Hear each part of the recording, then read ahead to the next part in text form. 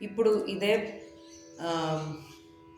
అలంకార ప్యాటర్న్లో మోహన రాగానికి చూద్దాము.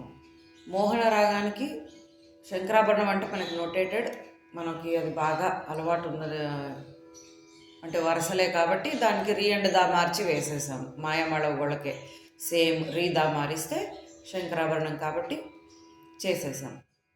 ఇప్పుడు మోహనకి మనం రాసుకోవాలి. ఇది కంపల్సరీ రాసుకోవాల్సిందే. కోర్స్ ఇందులో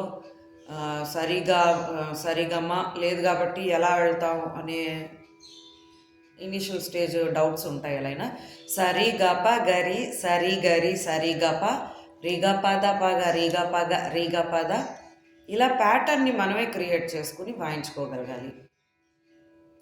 ఒకవేళ మనకి 8 మామూలుగా ఇది 5 కదా, మనకి 8 స్వరాలు కావాలంటే సరిగా పద సరిగా అక్కడ వరకు పెట్టుకుని దాన్ని రాసుకోవచ్చు.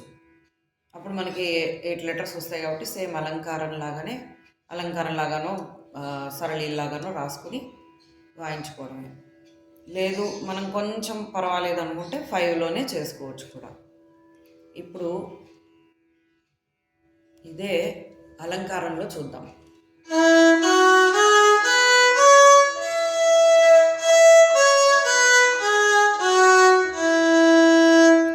ధృవతాళ అలంకారమే వాయిస్తున్నాను.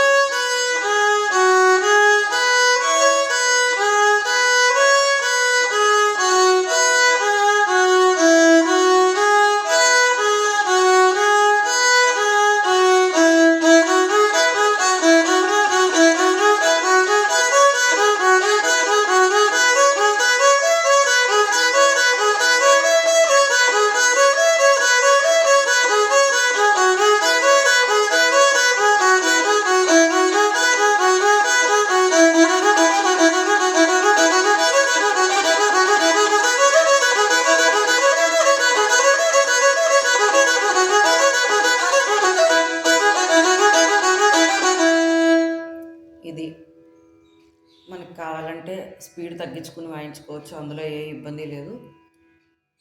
Happy practising.